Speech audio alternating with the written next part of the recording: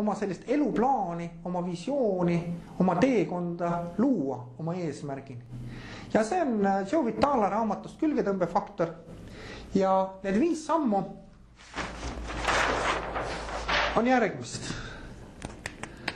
Alustame hoopis sellest, et võtame endale paberi, kuhu saab kirjutada ja hakake kaardistama, kirja panema kõike, mida te ei taha.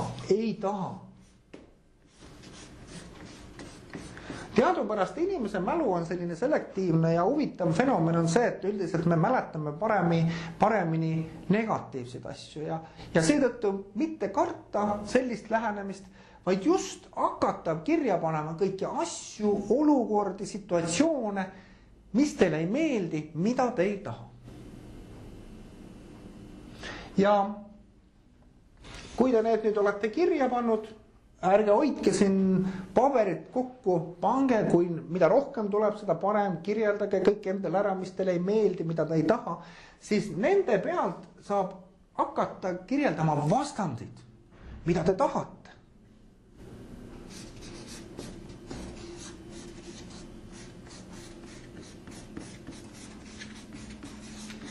Tähendab, kõigepealt panite kirja, mida ei taha, siis nende pealt saate nüüd järgmisena projekteerida kõik, mida te siis tahate. Just nimelt vastanditena. Kõik, mida te tahate. Nüüd järgmine väga oluline punkt on siin see, et me peame, nüüd me saime nii-öelda punktis 2 potentsiaalse sellise tellimuslehe, mis me elult kõik tahame. Aga nüüd punkt 3 on lähtuvalt nüüd sellest tellimuslehest, me peame vaatama üle, kas nende tellimustega seonduvalt ei ole meil olemas mingeid negatiivseid piiranguid või uskumusi. Piirangud.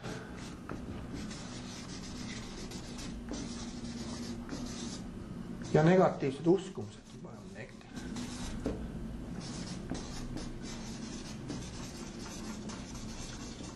Miks see oluline on? Oluline on sellepärast, et kui me nüüd neid negatiivseid piirangud või uskumusi ei tuvasta, siis nad istuvad meil alateadlikul tasandil sees ja ükskõik kui palju me püüame, ei pruugi meie punkt 2 kirjeldatud eesmärgid kunagi teoks saada. See, mida me tahame, selleks, et need piirangud või uskumused võivad olla väga sügaval ja väga tugevad, nad nii-öelda kustutavad ära kõik mingid sellised uued tellimused. Ja mis siia alla käib? No ma väga lihtsustatud näitena, näiteks raha teema puudutab meid kõiki, siis mis takistab meil näiteks palju raha teenimast või saamast? Aga negatiivsed uskumused, mis rahaga seonduvad. Raha on repane, raha tuleb ainult läbi raske töö, ma ei vääri raha ja nii edasi. Lapsepõlvest peale on meil pere, ümbrus, ühiskond sisendanud väga palju negatiivseid uskumusi, mis seonduvad rahaga. Ja ükskõik kui palju me siis nagu tahame raha rohkem, aga siin on nii tugevad negatiivsed piirangud, uskumused sees, et meie uued soovid ei pääse võimule. Ja nüüd, kui me oleme kaardistanud ka need negatiivsed piirangud ja uskumused, siis nüüd saab nendega tegeleda. Ja kuidas tegeleda?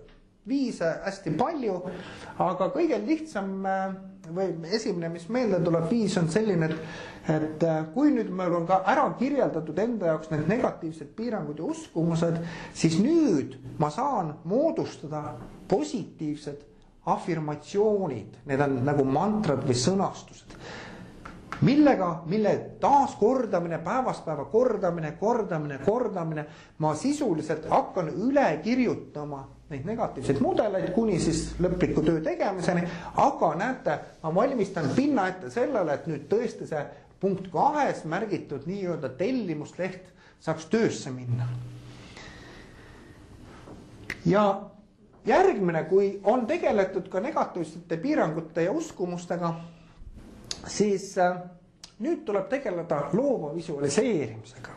Ehk tundke, kuidas oleks omada, teha või olla, mida te tahate. Tuleb tunda sellist tunnet, et see on juba käes. See, mida te tahate, et see, kuidas te tunnete ennast siis, kui see juba on käes. On see raha, on teil juba käes, on see hea tervis, te tunnete, kuidas on tunda ennast heas toonuses. Ja siin on väga hea kasutada selle tunde loomiseks kõikvõimalikke abivahendeid. No mõned näited abivahendite kasutamisest. Näiteks kui te tahate uut kodu. Punktis 2 on see, et mulle, punkt 1 oli see, et mulle ei meeldi minu tänane kodu, punktis 2 on see, et ma tahan uut kodu. Siin tegelesime ka negatiivsete uskumuste ja piirangutega ja nüüd ma tahan luua tunnet, kuidas on elada uues kodus. Milliseid abivahendeid siis kasutada saab? Aga näiteks praegugi on pidevalt korraldatakse uutes korterelamutes või uutes elamurejoonides kliendipäev. Ja kuhu te saate siis minna, teile näidatakse kõike ruume, te saate seal siis aega veeta ja tunda tunnet, kuidas on seal elada. Kuidas see mulle tundub, kas see meeldib mulle või mitte. Uskuge, et te tunnete väga täpselt ära, kas see on hea või ei ole hea. Kas see on see, mida te tahate või ei ole see. Või näiteks tahate uut autot. Väga hea.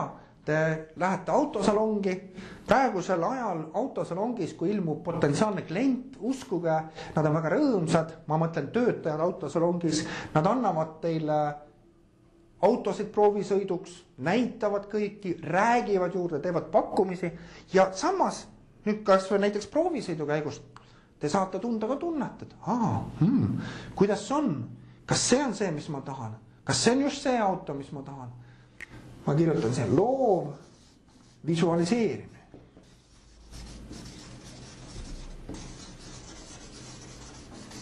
Ei mahtunud ära.